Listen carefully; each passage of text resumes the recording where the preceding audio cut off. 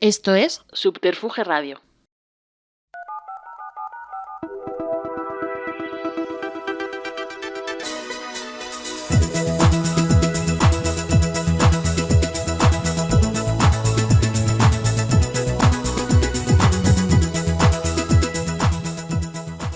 Les damos la bienvenida a Dios los riza y ellos se juntan, tu podcast más curly friendly en Subterfuge Radio.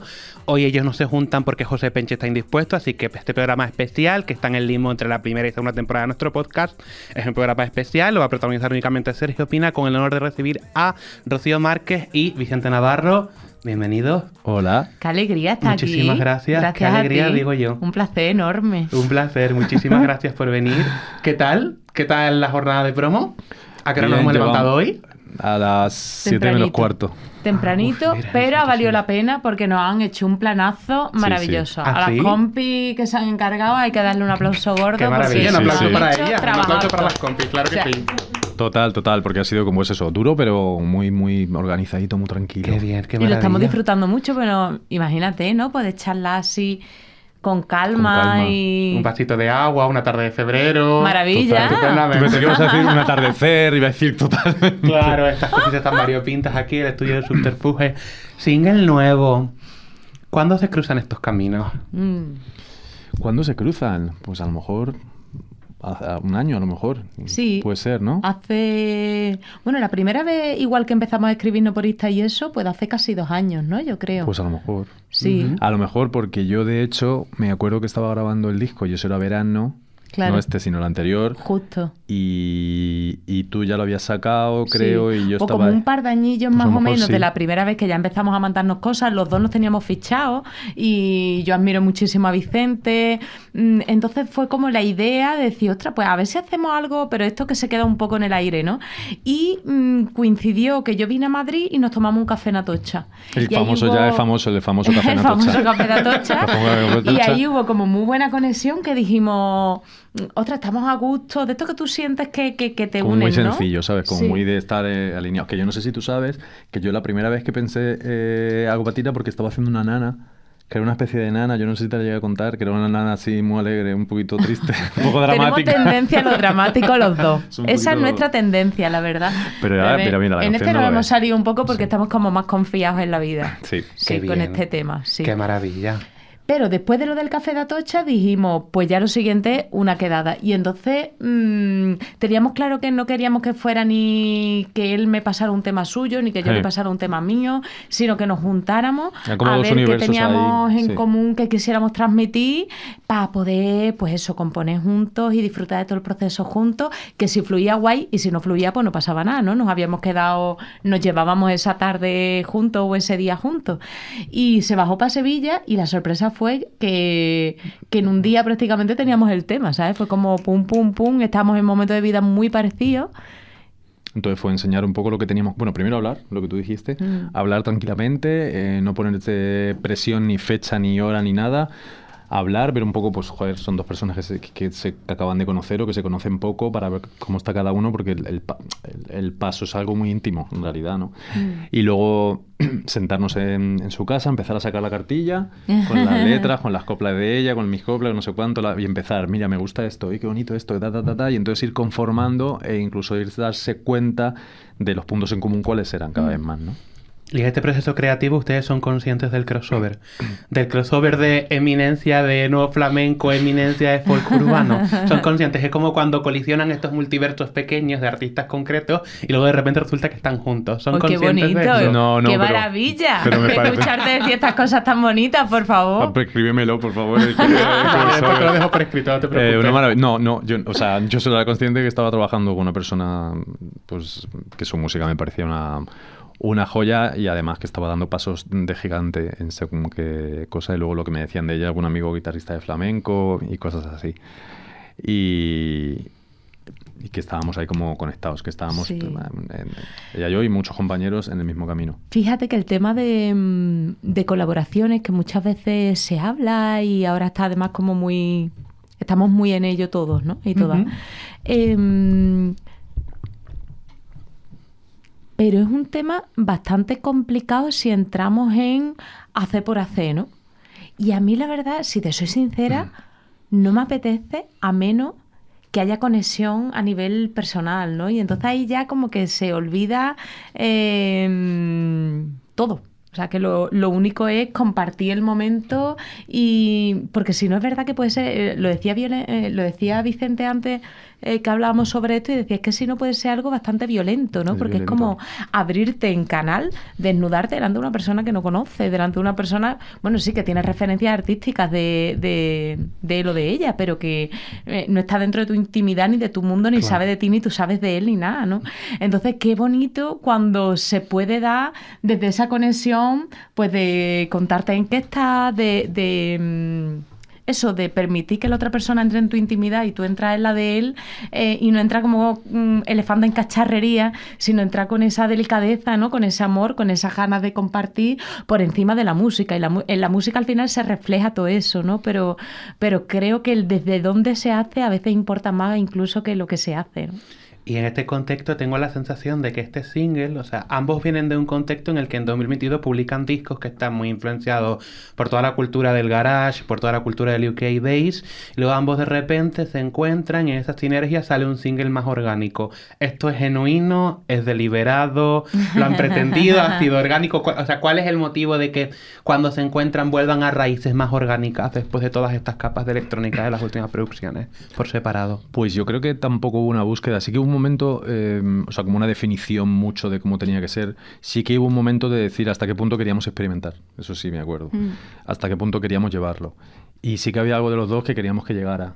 O sea, obviamente íbamos a dejar nuestra impronta, pero no queríamos que fuera una especie de mira lo que sabemos hacer o no sabemos hacer o lo difícil que es esto, sino que fuera bonito, accesible, honesto, y a partir de ahí tirar. Y luego la maqueta, la demo era a palmas y voz. Ah, sí. Entonces, digamos, ese color, esos colores del final los puso los Twin, que nosotros estábamos ahí, él hizo sus propuestas y nosotros íbamos y veníamos, ¿no? Pero que él también, esa especie de color incluso más orgánica, pudo salir de lo que él sintió cuando escuchó. ¿La carátula es un poco Cocteau Twins o son cosas mías? Es un poco, pero son cosas tuyas. Me lo imaginaba, vaya, bueno. Está bien que sean cosas mías, cada uno está por su propio terreno. ¿Cuál es la referencia? Si se puede averiguar. ¿O no hay referencia? ¿Es un ejercicio espontáneo? Yo creo que es una evolución un poco de... Había igual, tampoco sabíamos muy bien lo que hacer. Yo quería que se nos viera. Como ves, no ha salido así. Pero era guay porque creo que vimos una vez yendo a la estación una foto de alguien que tenía como unas sombras y unas luces y no sé qué. Y estábamos nos muy encantó. Y estábamos muy y trabajando dijimos, con por ahí eso. podría ir, ¿no? Por el tema de... yo tenía como muy en la cabeza durante todo el tiempo que estábamos escribiendo el típico cartel de Exit, ¿no? Verde y todo negro, y justo cuando vimos esto como de marcar la iluminación en el rostro, ¿no? En el rostro, a mí se me vino esto, ¿no? Como decir, ostras, justamente si jugamos con la salida, ¿no? Que aunque se apaguen las luces, se ilumina la salida, como que empezamos a dar vueltas por ahí y al final pues acabó siendo lo que ha Claro, salido. al final va evolucionando y en el momento que entra otra persona, en ese caso Alberto Saguar, te mandamos besos, Alberto, también como fotógrafo, él también aporta y al final es como todo, un compendio, una es verdad suma. que nos encantó, ¿eh? Que él tuvo la idea, nos propuso y conforme nos enseñaba en el mismo estudio fue como eso queremos, ¿no? Que era justo... Claro, porque tampoco queríamos hacer lo típico y al mismo tiempo... O sea, pues eso es lo que dije, sí que hay, o sea, quiero decir, ya se han hecho este tipo de fotos como rol, ¿no? Pero siempre era curioso el juego de la esta que nos tapaba y al mismo tiempo nos estaba dando luz y al mismo tiempo nos estaba tapando la cara, un poco jugar con eso. Porque quizá era justo lo que sentíamos que había pasado en la música, ¿no?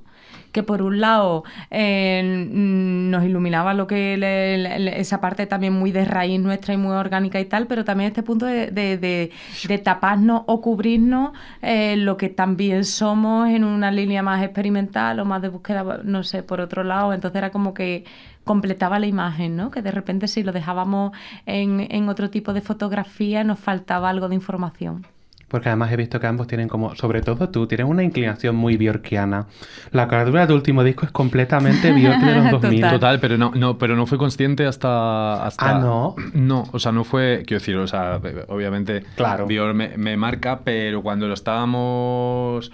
O sea, no caí, pues sí, pues los últimos, sí, de los 2000, incluso el último, no el de más el de las flautas, el de los clarinetes, ¿no? Pero no era consciente, porque no vino de ahí, sino que vino de trabajar con inteligencia artificial, con una serie de artistas, por parte del diseñador, que a la vez como que influía sobre mi cara y generaba eso. Entonces cuando la vi me resonó, pero claro, yo en ese momento estaba más con Fake Twigs que con Bjork, que también son como prima hermana. Primos hermanos, ¿no? iba a decir. Claro, o sea, con ese feísmo bello, y yo creo que fue por ahí. Y luego es verdad que lo dijo Santi, en plan, pues sí que es verdad. Pero además, inteligencia artificial en 2022, ¿no? Todavía no dominaba la conversación social tanto. ¿De dónde surgió esa idea? De la inteligencia artificial del diseñador. Sí. O sea, me dice, mira, hay un programa tal que le pones una fotografía, le das una serie de indicaciones, porque yo sí que hice una serie de fotografías que luego yo ya no me sentía cómodo con ellas en 3 meses después, y fue como hay que dar una vuelta porque ya no estoy aquí.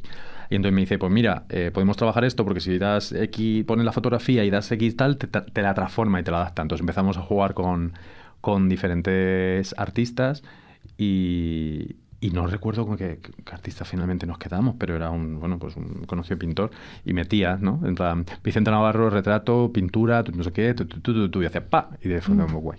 Qué maravilla, ¿no? Y además yo me lo imaginaba como en grande, y luego ya se trabajó más en cosas del espacio en blanco y cosas así, pero sí. Qué bien, qué fuerte.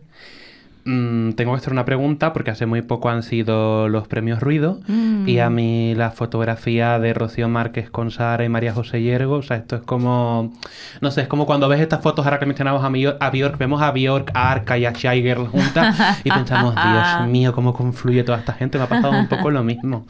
Y quiero estar ahí, ¿Qué ¿no? arte tiene, por favor? También un FOMO impresionante, pero bueno, era todo muy petit comité, no se podía acceder, no pasa nada. ¿Cómo te sientes al respecto? Estamos más que contentos con la victoria de María José Yergo, ¿no? Hombre, me dio muchísima alegría porque yo admiro mucho su trabajo. Ella me parece, además de una artista soberbia y excepcional, y una persona muy linda, una compañera maravillosa.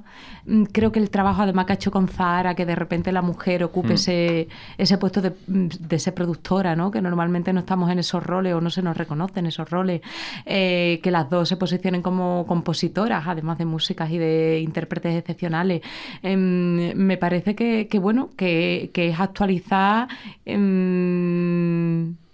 cómo está el patio y es reconocer pues artistas geniales que tenemos aquí, ¿no?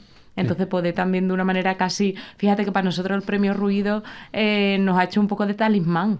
Entonces nos ha traído muchísima suerte este año pasado y me hacía muy feliz poderle, eso, como te decía, de una manera simbólica, desear lo mismo y esperar, que estoy segura que su ultra belleza le va a traer pues muchísimas alegrías, porque es una belleza, es una preciosidad. Es fantástica, a mí también me gusta muchísimo. Que estamos en una época ahora en la que, no sé, o sea, yo creo que nadie podía prever que aunar folclore y vanguardia fuese a proliferar tanto, fuésemos a tener esta generación de artistas, fuésemos a tener a Rodrigo, fuésemos a tener Bayuca, fuésemos a tenerlas a ustedes. ¿Dónde trazarían, más allá de la respuesta y del cliché evidente, el origen de todo esto? La respuesta lo dice por Rosalía. Sí. Me encanta. Que la adoramos, pero es verdad que la pregunta es fácil en las entrevistas y no vamos a ser tan reduccionistas. Entonces. A ver, también es verdad que, joder, o sea, a mí me parece, bueno, que me gusta mucho su curro y obviamente, pues yo que sé, como hizo Antonio Banderas o Penélope Cruz cuando llegó a Estados Unidos, pero creo que ha sido algo que se ha ido cociendo también, y que estaba saltando en muchos lugares, porque Rodrigo lleva muchísimos años haciendo cabaret, Bayuca también estaba trabajando a la vez, yo me estaba volviéndome loco la cabeza para encontrar dónde estaba. Esta mujer lleva muchísimo tiempo trabajando y al final, cuando trabajas también desde la tradición más pura, llega un momento que empiezas a darle vueltas y a decir, me voy a otro lado, porque ya como que se estaba... Marianal también está... O sea, había como mucho revulsivo pues eso, a la música a lo mejor de hace 15 años de búsqueda. Hay una necesidad de de agarrarse de piel y eso, así como de familia, y eso creo que te lo traía un poco por la tierra, y el castellano, el lenguaje, y el galego y el catalán, y bueno, cada uno en la lengua que lo sintiera como más familia, como más raíz. Sí, yo creo que esto tiene mucho también de péndulo histórico, ¿no? Que tuvimos un momento en el que estábamos mirando fuera de España, y ahora por péndulo histórico, o sea, un movimiento bastante natural, empezamos a darnos cuenta que tiene mucho sentido coger como base nuestras propias raíces y sin ningún tipo de complejo y con toda la libertad que cada uno sea capaz, pues permitir que se siga expandiendo, ¿no? Y porque de ahí realmente nos viene nuestra grandeza. Y creo que es ese movimiento que se ha dado. Yo recuerdo hace 10 años más o menos, cuando estábamos grabando El Niño, que lo produjo Refri, y claro, justo en ese momento acaba de sacar Silvia Granada. Estaba grabando Niño del Che... Primero, ¿no? No recuerdo cuál. Rosalía estaba justo grabando... Los Ángeles. Los Ángeles. O sea, era un momentazo, estamos hablando hace 10 años, ¿no? Y ese caldo de cultivo, esa necesidad de eso, ¿no? De conectar con la raíz desde la expansión y empezar a tener una mirada más hacia adentro, ¿no? A nivel, creo que además se ha dado desde todas las autonomías, pero a nivel nacional, ¿no? Y ha sido algo también muy hermoso que pase eso, que cada uno, ¿no? Con su idiosincrasia, pues... Lo enfocara a su manera, ¿no? Lo enfoque a su manera y a la vez con ese punto en común, ¿no? Que a mí, por ejemplo, era algo que me atraía mucho de hacer algo con Vicente, que de repente es como decir, sí, los dos bebemos de la tierra, bebemos de las raíces, pero al final tus códigos y los míos, aunque están en la misma paleta de colores, no son exactamente los mismos, ¿no? Y me enriquece mucho que tú me aportes los tuyos y que yo te aporte los míos, ¿no? Me parece algo bonito. Y a pesar de la proliferación de este folclore y de esta vindicación y esta progresión del espectro, notamos a día de hoy que todo ese arraigo purista también repercute en los perfiles, es decir, de una manera muchísimo más concreta. Tú como mujer y tú como persona LGBT siguen sintiendo que los espacios más tradicionales del folclore siguen siendo conservadores, siguen sintiéndolo, hay espacios que los consideran muy masculinizantes, hay instancias concretas en las que pueden sentir que a lo mejor a nivel identitario no cuajan tanto, sienten que todavía estamos rompiendo estos hielos. ¿Cuál es tu percepción al respecto? Hombre, yo no tanto en el folclore, en mi caso, porque no vengo del flamenco, pero desde luego en lo que se supone las músicas urbanas y la música, el pop de hoy, que mayoritariamente tiene que ver con, pues, con el reggaetón y no sé qué, el espacio, pues hay muy poco. Está, pero hay poco, y hay gente abriendo camino y cosas así, pero en la masa no lo encuentras. Y a mí me pasa cómo enfoco el texto. No solo a la hora de actuar, también me pasa, ¿no? En qué lugares tengo cabida o no en función de quién me escucha, a quién le interesa, sino cómo enfoco el texto, porque yo yo hay lenguajes por los que no paso porque me parece que no cuentan mucho y porque me parecen incluso un poco que, o sea, hay cierta manera de tratar a la mujer o al hombre, lo que sea, que es un poco sin pensar, como un poco tirado, y parece que si no pasas por ese tipo de lenguaje no puedes entrar en según qué lugares y en según en según qué lugares o en según qué públicos, o entonces ahí vamos, que hay todavía mucho heteronormatividad en según qué ámbitos y que queda mucho curro por hacer. También en su momento me planteaba cómo enfocar, o sea, el tema de la orientación, si enfocarlo de una manera evidente o no, cómo podía influir o sea, hasta qué punto, no el foco que le iba a dar yo, sino el foco que le iba a dar el otro en función de cómo yo, ¿sabes? Y eso también me generaba un poco de confusión, pero bueno, me parece que, o sea, que sigue habiendo camino, o sea, hay camino por hacer hasta que se normalice. Y ahora mismo te sientes cómodo, se sienten cómodos viéndose en esa otredad que todavía está desplazándose, o digamos que seguimos abogando y seguimos tendiendo hacia homogeneizar todas las categorías, igual que decimos derribar los géneros musicales y no encasillarnos.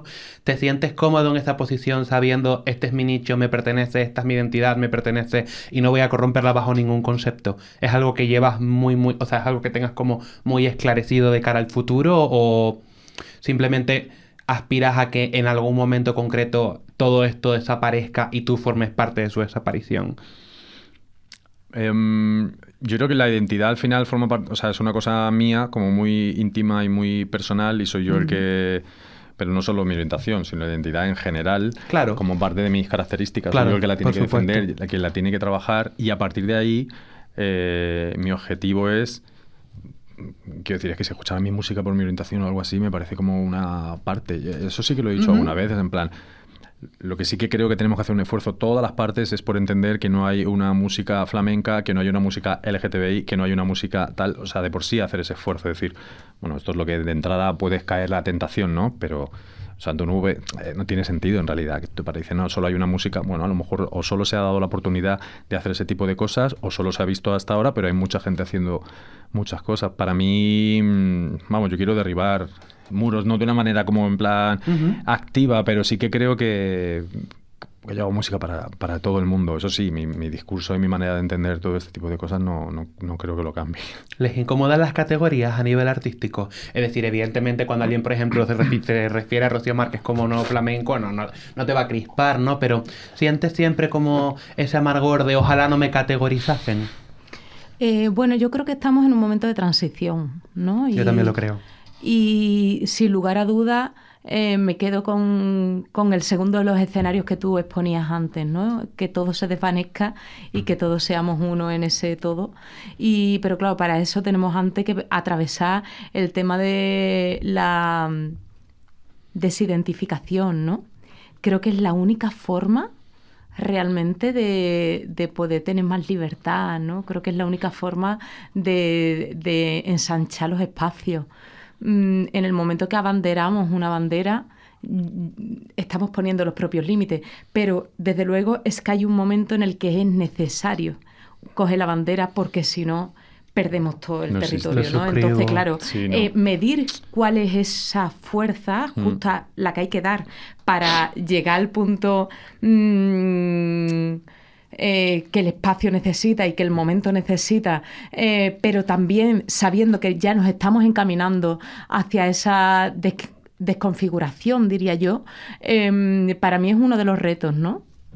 Me parece que no podemos perder de vista que el objetivo, al menos para mí, es ese, ¿no?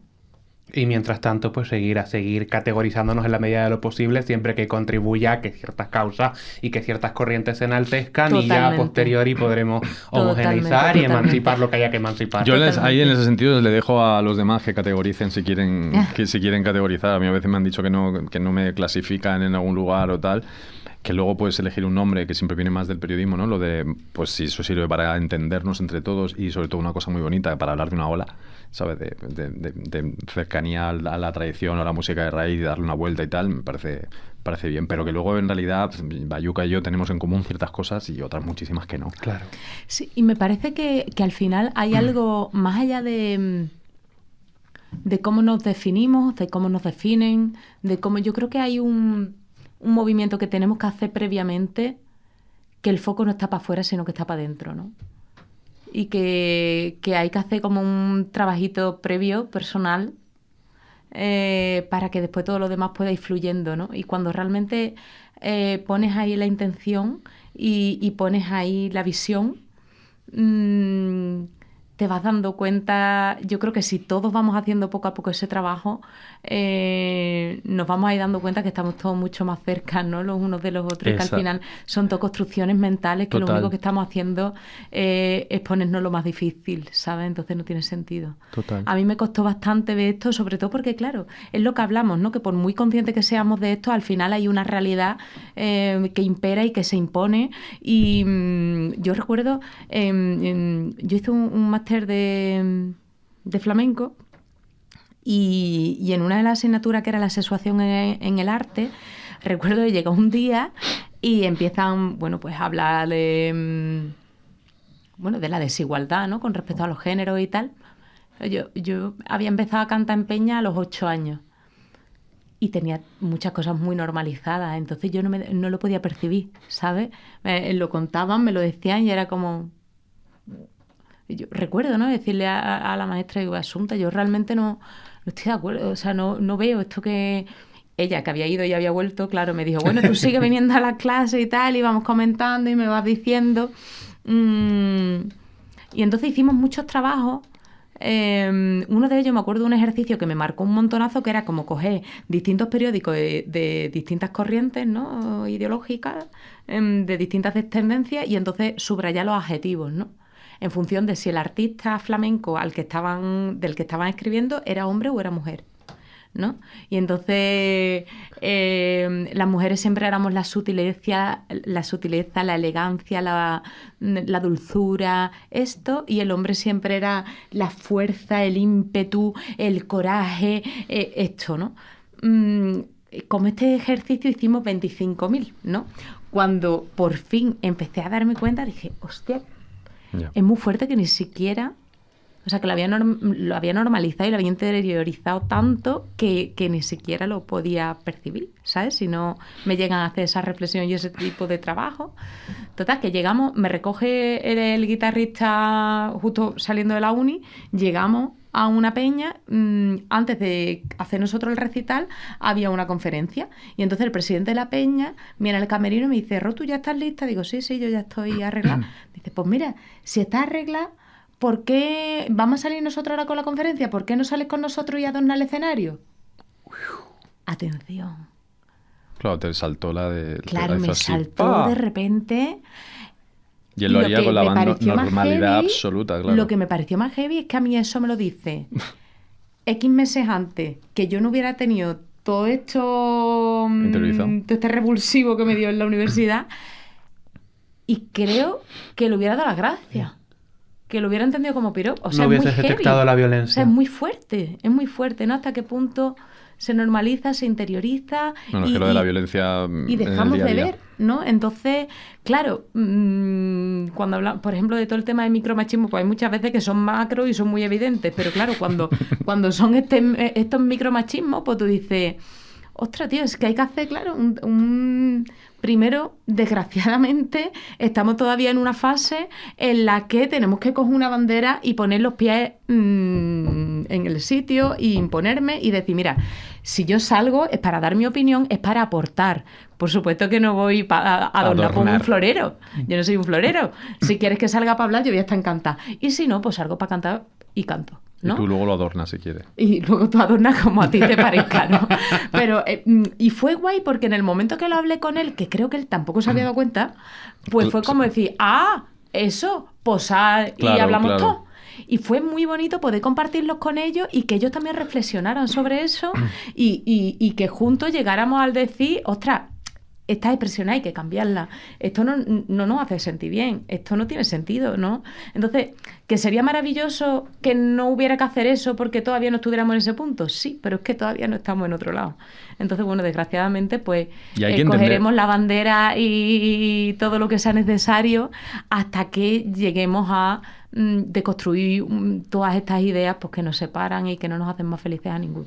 Y el lenguaje, claro, tía, lo que tú dices, el lenguaje es representación de todo. Entonces, esta gente que le da igual el lenguaje es en plan, párese un poquito, señor. Párese un poquito, abra los oídos y analice el lenguaje. Y no le quite la importancia que tiene. Porque tú te expresas con el lenguaje y uno no se da cuenta porque está súper asumido. Y es durísimo porque simultáneamente, mientras agarramos esta bandera y nos aferramos a ella, también tenemos que gestionar la bandera de... Salió hace poco un estudio de Radio Televisión Española que dice que el 70% de los artistas están precarizados en España. Si no recuerdo mal, la cifra era el 70% cobra menos de 12.000 euros, ingresa menos de 12.000 euros al año. De esta precariedad se habló también en la ceremonia de los premios Ruido. Y a mí me interesaría mucho saber qué pensamos, no solamente de esta precarización a la que por desgracia se ven abocados muchísimos artistas, sobre todo en este país, sino también de cómo estamos percibiendo desde dentro esta caída, este declive de la prensa musical y cómo creemos que puede repercutir en artistas pequeños.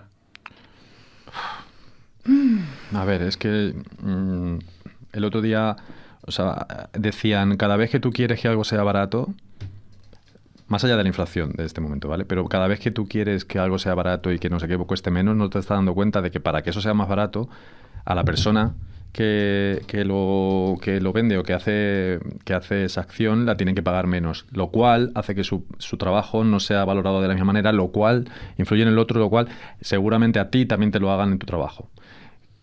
Entonces, claro, yo creo que hay un poco ahí de... Pues sí, a veces que a lo mejor te ofrecen algo y dices, pues es que yo no creo que mi trabajo valga esto. Y no por una cuestión meramente de dinero, sino... De dignificación. Sí, o sea, es algo... Sí, una persona un artista, me acuerdo que me decía, a mí me han dicho tales veces ir a tal festival y he dicho que no. Porque es que es como lo que no puede ser es tal... Claro, lo que pasa es que realmente a ese no se puede llegar en una situación de privilegio. Total. Y ese es el problema, ¿no? Que todos los artistas no están en una situación de privilegio, ¿no? De hecho, la mayoría no lo estamos. No, desde luego. Bueno, y nosotros somos bastante afortunados, o sea que... Pero voy a mirar la cuenta del banco. No, pero es verdad que eso, joder, y yo que he trabajado también como actor y vivo con actores y demás, quiero decir, el 91% de la gente no tiene curro y estoy muy acostumbrado a ver eso. Pero, hostia. Pero mira, es tan curioso como, por ejemplo, el tema de cuando comentas, ¿no? A lo que te dedicas, ¿tú qué haces? Bueno, yo canto y tal, pero te dedicas profesionalmente, pero vives de eso. O sea, esa es la ¿Solo segunda te dedicas pregunta. a eso? Porque en España nos cuesta mucho trabajo creer que de la cultura se pueda vivir. Pues porque no lo tenemos y no lo valoramos, ¿no? Como realmente merece. Y me da pena porque cuando se viaja, no sé, se me viene Francia, se me viene Alemania y poco más que a los artistas nos ponen la alfombra roja, ¿no? Y el tema de la intermitencia, ¿no? El tema de poder tener unos ingresos una vez que tú justificas una serie de actuaciones y justificas que eres profesional de eso, poder tener algo que te respalde y que te dé un mínimo de equilibrio económico, o sea, son formas que en otros países están sirviendo y aquí el tema del autónomo es un drama como un camión. Es que como... Obviamente hay que hacer cambios sustanciales, o sea, es que no, para poder llegar a valorar la cultura y para poder permitir que esté en el sitio donde se merece, hay que hacer un trabajo pero desde un montón de campos distintos, ¿no? Y desde luego, claro que está él cuando uno se lo puede permitir, decir, mira, yo creo que esto no dignifica la profesión, pues no voy por tanto, o no solo por temas económicos, sino también porque sea un lugar que no requiere las condiciones técnicas mínimas para hacer un trabajo digno, o otras cosas que seguro que ahora se me van, pero más allá de eso, es que no es solo una cuestión nuestra y de artistas que ya estén en cierta situación de privilegio, sino que es que también una cuestión social de estructura, de sistema de educación. Y educacional. Educación, como yo tengo un amigo ahora mismo que le acaban de dar una beca en Bélgica, que sigue la misma. Y en plan, a ver, vamos a ver, quiero decir, es dónde está la cultura en la educación, o sea, qué espacio ocupa en el sistema educativo la cultura. Como no ocupa, quiero decir, si tú no le das un valor, véase la música, por ejemplo, en los colegios, que debería meterse mucho más, pues eso sigue de esa manera. Y cuando se habla de la cultura de los vagos y no sé qué, no sé cuánto y todo esto, no, porque la cultura de dinero, señores, la Catedral de Sevilla, la Catedral de Sevilla es arte. En Granada también es cultura. Quiero decir que la cultura no son solamente los músicos, que claro que da dinero y claro que genera identidad. Señor Picasso, pues bueno, a ver, Picasso es que venía su tío era rico y Lorca también tenía mucha pasta, pero si no ayudas a la gente que a lo mejor no tiene, pues luego no va más. Quiero decir, es tierra fértil la que tú estás creando de cara al futuro. Hay que mirar un poquito para allá y eso, pues eso en Francia o en Bélgica. Yo te doy un dinero para que tú vivas, no es a cambio de nada, es a cambio de que de que tú generes algo y lo tienes que luchar. Pero que es verdad que desde los coles, ¿no? Porque, por ejemplo, allí nosotros por contrato, un montón de veces en Francia es por contrato el ir a colegios o a institutos cercanos el día antes o el día después o el mismo día para encontrarte con los alumnos, para poder hacer un encuentro en el que se dan conversaciones, incluso momentos musicales. Después muchos de ellos vienen al teatro y claro, y en esas preguntas tú te das cuenta que ellos lo tienen súper interiorizado en su dinámica y en su día a día, el hecho de ir al teatro a ver músicas que en muchos casos no conocen de antemano, pero como muy receptivos. Claro, ese generar espectadores con un mínimo de sí, de no de aliciente, criterio, sino de criterios, sí, de ilusión, de... Entonces, claro, es que realmente si no hay un mínimo de inversión en todo esto, no podemos leer más allá de la primera capa o de la segunda capa, ¿no? Y nos estamos perdiendo muchísimo, entonces es difícil crear afición. Además es muy entristecedor porque no solo tenemos toda la cuestión sistémica de la precariedad, sino también la ideología subyacente a todas esas personas que cuando comentabas le preguntas a alguien, si le dices a alguien a qué te dedicas y lo primero que haces es el cuestionamiento. La ideología subyacente a eso es, en muchas alas ideológicas de este país y de Europa en general, aquello de, sobre todo en España, pero quieres ser artista, pero claro, es que quieres que te mantenga por hacer arte que no voy a consumir, claro, pero es que eres un idealista y pretendes que tu idealismo lo paguemos todos. Esa ideología subyacente de como del yugo de castrar la cultura, creo que también es otra de las cuestiones que no solamente es algo sistémico y del sistema, sino también que está instaurado en la gente y Totalmente. que es idiosincrasia nacional completamente. Y ahí, por desgracia. ahí es donde la educación debería, o sea, para modificar una idiosincrasia y transformarla y caminar hacia otro lugar, hay que mirar fuera e incorporar, pues eso, ¿qué es eso? Son cosas aprendidas. Es que ¿sabes? realmente la educación y la cultura es el único arma que tenemos De cambio, como total. sociedad. Es el único arma de cambio, es realmente lo único que puede inspirarnos y llevarnos hacia esa libertad desde el conocimiento, ¿no? Y desde el cuestionamiento y desde... Entonces, claro, si todo esto lo empezamos a convertir en entretenimiento y a quedarnos en algo muy superficial, yo entiendo que desde arriba no interesa. Se puede entender perfectamente. El problema es que nosotros como pueblo no lo reivindiquemos. Ese es el problema, porque que los de arriba no les interese me parece lo más lógico, ¿no? Que no quieran crear seres pensantes, sino que prefieran borregos, por supuesto, forma parte del juego, ¿no? Pero que nosotros no estemos ahí para reivindicar lo nuestro es lo que me parece triste. Por supuesto. Hilándolo además con lo que mencionaba antes de la prensa musical, hace poco una de las mayores noticias que ha sacudido la prensa cultural en general es la absorción de Pitchfork por la revista GQ. Ujú. Y hace poco Genesis Pop publicó un artículo en el que reflexionaban sobre si cae en Pitchfork, ¿quiénes seremos los siguientes? ¿A ustedes les preocupa la situación de la prensa musical en España y creen que puede repercutir de forma directa sobre la visibilidad y la plataforma que se le confiere a artistas medianos y pequeños? ¿Les preocupa a un nivel más...? O sea, evidentemente les preocupa, no nos preocupa a todos, pero ¿les preocupa a un nivel más visceral? ¿Es algo en lo que piensen a menudo? Yo la verdad es que a raíz de eso y de lo que tú comentas sí que empecé un poco porque claro, yo tampoco conozco, pues a lo mejor, cuál es el día a día de un periodista musical y no todos los medios son iguales. Sí que sé que hay algunos medios que son pequeños y que hay gente que no cobra, gente que lo hace por placer, pero había una cosa como conclusión que no sé quién la dijo, me pareció ayer, era la unión. O sea, como me parece que la labor de los periodistas es dar a conocer no solo lo que ya se conoce, sino lo que no se conoce, porque si yo canto aquí o tal y llego a 5 personas, pues esas 5 personas... Esa es la labor del periodista, o sea, no solo esa labor, ¿no? Pero que hay muchas. Y yo creo que en ese sentido deberíamos generar piña, creo.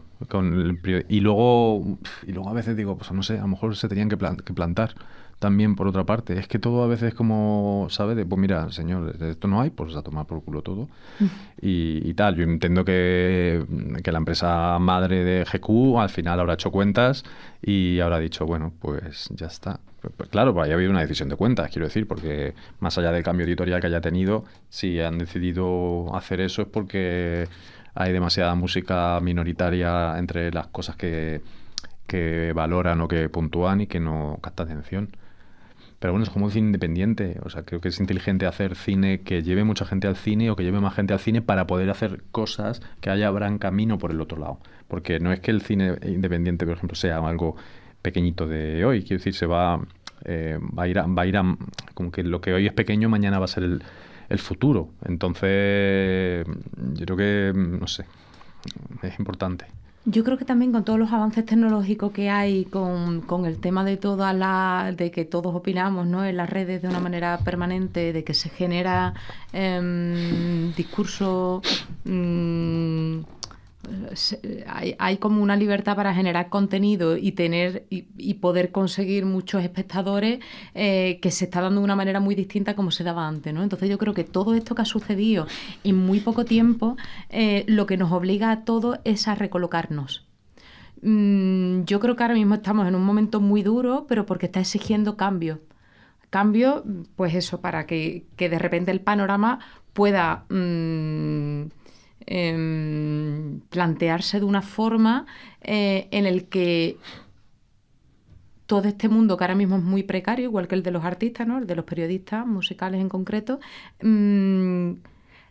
recojan, retomen, recobren ese poder que han tenido, pero es verdad que creo que ahora tiene que ser pues de otra forma y que estamos en ese cambio, ¿no?